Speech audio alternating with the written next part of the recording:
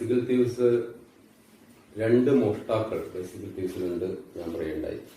മാത്രമല്ല Godard, John കസാവേസ്, Osimhen സംബേൻ, സത്യത്രേൻ, Andre Basil ഇങ്ങനെയുള്ള പിൽക്കാലത്ത് സിനിമയുടെ ആർട്ട് ഓഫ് സിനിമയുടെ രംഗത്ത് വലിയൊരു റവല്യൂഷണറി ആയിട്ട് പ്രവർത്തിച്ചവർക്കൊക്കെ ഒരു ബാക്കപ്പ് ഫയൽ പോലെ ഈ സിനിമ മാറുകയും ചെയ്തു.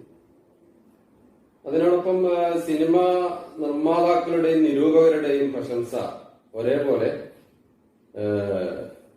ഇതില് ഈ സിനിമയെ ഉന്നതിയിലേക്ക് എത്തിക്കുകയുണ്ടായി. അപ്പൊ ആ തത്വത്തിൽ ഒരു കലാപൂർണത ഈ സിനിമയ്ക്കുണ്ട്. അപ്പൊ നേരത്തെ സൂചിപ്പിച്ചതുപോലെ നിയോ റിയലിസം എന്നുള്ള ഒരു സൗന്ദര്യശാസ്ത്ര സംജ്ഞ സിനിമയുടെ മേഖലയിൽ ഉറപ്പിച്ചത് ബൈസിക്കിൾ തീവ്സാണ്. ഇപ്പൊ നിയോ റിയലിസം എന്ന് പറയുമ്പോൾ ഇപ്പം ഫ്രഞ്ച് സൈദ്ധാന്തികനായ സിനിമയുടെ തിയറിറ്റീഷ്യനായ ആന്ദ്രേ ബാസിൽ വസ്തുതകളുടെ സിനിമ എന്നാണ് ഈ ബൈസിക്കിൾ തീവ്സിനെ വിളിക്കുന്നത്. വസ്തുതകളുടെ സിനിമ എന്ന് പറയുമ്പോൾ വാർത്തയെ അണിയിച്ചൊരുക്കുക, അങ്ങനെ അതൊരു ആ അർത്ഥത്തിൽ അദ്ദേഹം ഒരു ഒബ്സർവേഷൻ നടത്തുന്നുണ്ട്. എന്നാൽ ഇതുമായിട്ട് ബന്ധപ്പെട്ടിട്ട് ഈ ചിത്രീകരിക്കപ്പെടുന്ന സംഭവങ്ങളുടെ അവസാനവും തുടക്കം ഒടുക്കം ഏതൊരു സിനിമയുടെയും പ്ലോട്ടിൽ ഇന്റേണൽ ആയിട്ട് ഒരു തുടക്കം ഉണ്ടാവും, മധ്യം ഉണ്ടാവും, അവസാനം ഉണ്ടാവും. ഇതിന്റെ പിരിമുറുക്കങ്ങളിൽ കൂടിയാണ് സിനിമയുടെ ഒരു പോക്ക് എന്നുള്ളത്. അതിപ്പം ആർട്ട് ഓഫ് സിനിമയായാലും മധ്യവർത്തി സിനിമയായാലും ഇൻഡസ്ട്രിയുടെ ഭാഗമായിട്ട് വരുന്ന കച്ചവട സിനിമകളായാലൊക്കെ ഈ ഒരു പ്ലോട്ടിന്റെ പിരിമുറുക്കം, അതേപോലെ ഇന്റേണൽ ആയിട്ടുള്ള സ്ട്രക്ചർ സിനിമകൾക്കുണ്ട്. അപ്പോ എല്ലാത്തിനും ഉണ്ടെന്നല്ല, പൊതുവെ അതിനെ ബ്രേക്ക് ചെയ്ത സിനിമകളും ഉണ്ട്. അപ്പൊ ഈ സിനിമയെ കുറിച്ചുള്ള സങ്കല്പങ്ങൾ എന്ന പ്രബന്ധത്തിൽ ബസീം നവയാഥാർത്ഥ്യവാദത്തിന്റെ സൈദ്ധാന്തികവും സൈക്കിൾ മോഷ്ടാക്കളുടെ തിരക്കഥാകൃത്തുകളിൽ ഒരാളായ സെസാർ സവാട്ടിനി ഇദ്ദേഹത്തെ ബേസ് ചെയ്തുകൊണ്ട്, ഇദ്ദേഹത്തെ അനലൈസ് ചെയ്തുകൊണ്ട് ഈ ഒരു ബൈസിക്കിൾ തീവ്സ് എന്നുള്ള സിനിമ വെച്ചിട്ട് ഈ നിയോ റിയലിസത്തിനെ ഒന്ന് എക്സ്പ്ലെയിൻ ചെയ്യാൻ വേണ്ടി ശ്രമിക്കുന്നുണ്ട്. ഈ സിനിമയിൽ ഒരു ദൃശ്യത്തെ അദ്ദേഹം ഉദാഹരണമായിട്ട് എടുക്കുന്നു. ഇത് റിച്ചിയും ബ്രൂണോയും മകനും അച്ഛനും ഒരു മഴയത്ത് ഇവര് സൈക്കിൾ അന്വേഷിച്ച് പോകുമ്പോ ബ്രൂണോ പെട്ടെന്ന് മഴയിൽ നിന്ന് രക്ഷപ്പെടാൻ വേണ്ടിയിട്ട് പാതയോരത്തിലുള്ള വലിയൊരു കെട്ടിടത്തിലേക്ക് ഓടിക്കയറുന്നു. ഈ ഓടിക്കയറുമ്പോൾ ബ്രൂണോ ചെളിയിൽ വീഴുന്നത് അച്ഛൻ കാണുന്നില്ല. ബ്രൂണോ പിന്നീട് അച്ഛന് കാണിച്ചു കൊടുക്കുന്നു, അച്ഛൻ ഞാൻ അവിടെയാണ് വീണത്. അപ്പോഴാണ് അച്ഛൻ താനവിടെ വീണു എന്ന് മകൻ അച്ഛനോട് പറയുമ്പോഴാണ് അച്ഛൻ അത് അറിയുന്നത്. ഇതൊരു സാധാരണമായ നിസ്സാരമായ ദൃശ്യമാണ്, നമ്മൾ ഇതിനെ അങ്ങനെ ശ്രദ്ധിക്കില്ല. പക്ഷെ സിനിമയിൽ ഒരു സിമിയോട്ടിക് വായന നടത്തിയാൽ നമുക്ക് ഈ ദൃശ്യം എങ്ങനെയാണ്, ഈ ദൃശ്യത്തിന്റെ പ്രാധാന്യം എന്താണ്, അപ്പം ഒരു കഥ ഉണ്ടാവുന്നത് നമുക്ക് ചുറ്റും സംഭവിക്കുന്ന 1000 കാര്യങ്ങളിൽ നിന്ന് അല്ലെങ്കിൽ എത്രയോ കാര്യങ്ങളിൽ നിന്നാണ് ഒരു കഥ പലപ്പോഴും പിറവിയെടുക്കുക. ഏത് സംഭവമാണ് കഥയായി മാറുന്നത് എന്നതിനനുസരിച്ചിരിക്കും സിനിമയുടെ റെപ്രസെന്റേഷൻ എന്ന് പറയുന്നത്.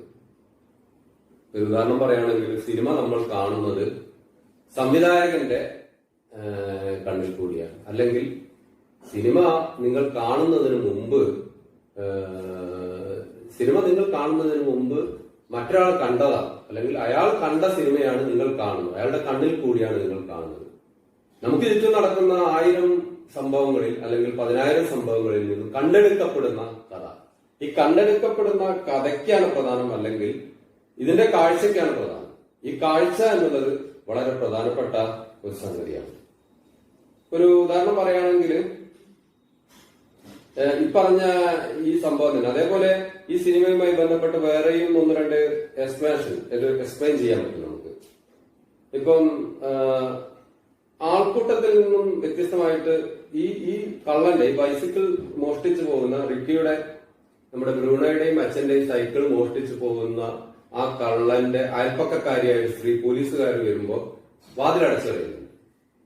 ഈ വാതിലടയ്ക്കുന്ന കാര്യം രണ്ട് തരത്തില് സിനിമയിൽ ഇങ്ങനെ വാതിലടയ്ക്കപ്പെടുന്നു. ഒന്ന് ഈ പറഞ്ഞ രീതിയിൽ അതിലടയ്ക്കപ്പെടുന്നത്, അതായത് സാധ്യതകളെ പലപ്പോഴും നിയമത്തിന്റെയും മറ്റു അന്വേഷണത്തിന്റെയൊക്കെ സാധ്യതകളെ സംബന്ധിച്ചുള്ള അതിന്റെ സാധ്യതകളുടെ പരിമിതികളിലേക്കുള്ള സൂചന അവിടെ കാണാൻ സാധിക്കും. അതോടൊപ്പം ഇയാൾക്ക് ജോലി ലഭിച്ചു, ഉച്ചയ്ക്ക് ജോലി ലഭിച്ചു എന്ന് പറയുമ്പോൾ സന്തോഷത്തിന് വേണ്ടി ആഹ്ലാദിക്കാൻ വേണ്ടി ഭാര്യ എടുത്ത് ഇങ്ങനെ ഉയർത്തുന്നുണ്ട്. ഭാര്യ എടുത്ത് ഉയർത്തുമ്പോൾ തൊട്ടടുത്ത ഫ്ളാറ്റിൽ അല്ലെങ്കിൽ വീട്ടിലെ ഒരു സ്ത്രീ വാതിൽ കുത്തി അടച്ചു കഴിയും. ആ വാതിൽ കുട്ടി അടയ്ക്കുന്നതിനും ഒരു സിമിയോട്ടിക് റീഡിംഗ് നമുക്ക് വേണമെങ്കിൽ നടത്താൻ സാധിക്കും. ഉദാഹരണം പറയുകയാണെങ്കിൽ ഈ വായന എന്നുള്ളത് പിന്നെ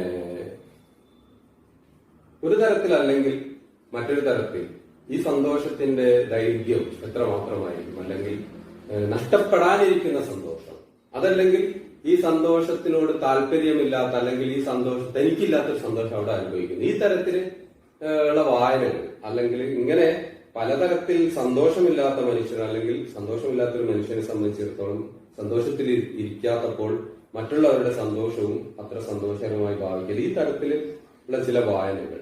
ഇങ്ങനെ ഈ സിനിമയെ സംബന്ധിച്ചിടത്തോളം ഒരു സിനിമയുടെ വലിയ മഹത്വം എന്ന് പറയുന്നത് ആ സിനിമയിലെ ചെറിയ നിസ്സാരമായ സംഭവങ്ങളെ സംബന്ധിച്ചുള്ള ചിത്രീകരണങ്ങളെ പോലും ഈ തരത്തിൽ വായിച്ചെടുക്കാൻ സാധിക്കുക എന്നുള്ളതാണ്. ഇത്തരം ദൃശ്യങ്ങളിൽ പോലും ഇൻബിൾട്ട് ആയിട്ടുള്ള ഈ ഇൻബിൾട്ട് ആയിട്ടുള്ള ഒരു സംഗതി. ഇപ്പോ പോലീസുകാരൻ ഈ സൈക്കിൾ മോഷ്ടാക്കളിലെ കള്ളൻ, ഈ കള്ളൻ ആൽഫ്രഡോ കറ്റേലിയുടെ വീട്ടിൽ, ഈ ആൽഫ്രഡോ കറ്റേലി എന്ന് പറയുന്ന ഈ കള്ളന്റെ വീട്ടിൽ പോലീസുകാരൻ പരിശോധന നടത്തുമ്പോൾ അവന്റെ അമ്മ ചോദിക്കുന്നുണ്ട്, ഞങ്ങൾ എങ്ങനെ വന്ന് കഷ്ടപ്പെടുത്താതെ നിങ്ങൾ അവനൊരു ജോലി കൊടുക്കാത്തതുണ്ട്, എത്ര കാലമായി അവൻ ജോലിക്ക് വേണ്ടി അറിയുന്നു. അപ്പൊ ഇതിൽ ഈ സൈക്കിൾ മോഷ്ടാവ് എന്നുള്ള ഈ കള്ളനും ഒരു തരത്തിൽ അല്ലെങ്കിൽ മറ്റൊരു തരത്തിൽ ഈ പറഞ്ഞ ഒരു സിറ്റുവേഷനിൽ അല്ലെങ്കിൽ ഈ ഒരു വളരെ കാലികമായിട്ടുള്ള ലോകാവസ്ഥയുടെ ഈ രാജ്യത്തെ ലോകാവസ്ഥയുടെ ഈ ദാരിദ്ര്യാവസ്ഥയുടെ ഒരു ഇര തന്നെയാണ്. അല്ലാതെ അതില് ഈ ബൈസിക്കിൾ മോഷ്ടാവ് എന്ന് പറഞ്ഞ ആള് പോലും നമ്മൾ ഒരു കച്ചവട സിനിമയിലെ കാണുന്ന പോലെയുള്ള ആ സിനിമയിൽ ഒരു വില്ലനല്ല, അല്ലെങ്കിൽ അതില് ആ സിനിമയിൽ അങ്ങനെ വില്ലൻ നായകൻ എന്നൊന്നുമില്ല. അതില് കുറെ ജീവിത യാഥാർത്ഥ്യങ്ങളെയാണ് അതിൽ വിക്ടോറിയ ഡിസിക്ക ചിത്രീകരിക്കാൻ വേണ്ടി ശ്രമിക്കുന്നത്.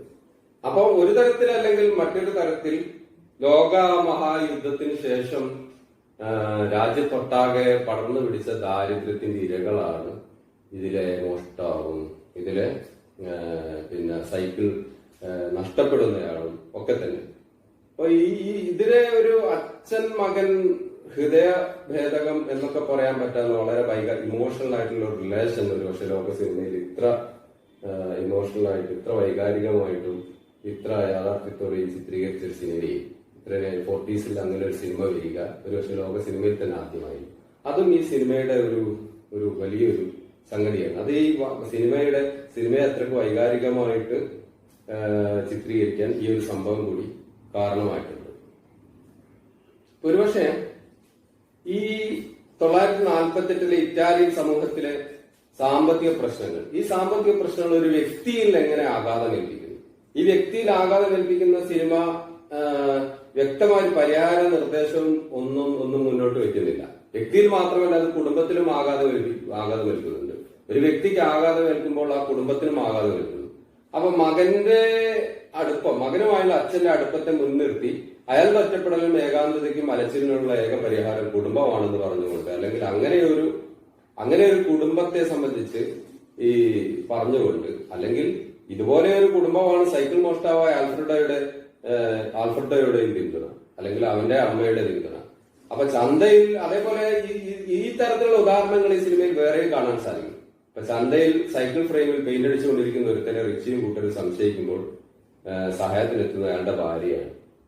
അപ്പൊ ഇങ്ങനെ ഈ തരത്തിൽ ഫാമിലി ഓറിയന്റഡ് ആയിട്ടുള്ള മനുഷ്യന്മാർ ഫാമിലിയിൽ ലിങ്ക്ഡ് ആണ്. എന്നാൽ അവരുടെ ദുരന്തം ഇതിലിപ്പോ നമ്മളെ ഈ സിനിമയിൽ ഈ സൈക്കിൾ പണയത്തിന് തിരിച്ചെടുക്കാൻ സാധിക്കുന്നത് ഭാര്യയുടെ വസ്ത്രങ്ങൾ പണയം വെച്ചിട്ടുണ്ട്. ഇങ്ങനെ ഈ ഫാമിലി എന്ന് പറയുന്ന ഒരു സംഭവത്തെ സംബന്ധിച്ച് അല്ലെങ്കിൽ കുടുംബത്തെ ഉറപ്പിക്കാൻ വേണ്ടിയിട്ട് ആധുനികതയുടെ ഒരു ഇൻസ്റ്റിറ്റ്യൂഷനായിട്ട് ആധുനികതയുടെ അപ്പാരറ്റസിൽ പെടുന്ന വളരെ പ്രധാനപ്പെട്ട ഒരു സംഗതിയായി ഫാമിലിയെ ചിത്രീകരിക്കുന്നു എന്നുള്ളത് കൂടി നമ്മൾ ആലോചിക്കണം. ഒരു പക്ഷേ നിങ്ങൾ പിന്നെ പതിരപ്പാഞ്ചാലിയെ സംബന്ധിച്ച് പറയുമ്പോൾ നമുക്ക് ആലോചിക്കാൻ പറ്റാവുന്ന ഒരു സംഗതി ഈ പറഞ്ഞ പോലെ തന്നെ പിന്നെ എന്താണ് ഈ ഫാമിലി എന്ന് പറയുന്ന ഒരു സങ്കല്പത്തെ അല്ലെങ്കിൽ ഈ പതിരപ്പാഞ്ചാലിയും ഇന്ത്യൻ മധ്യവർഗ കുടുംബത്തിന്റെ ഒരു പരിച്ഛേദമാണ്.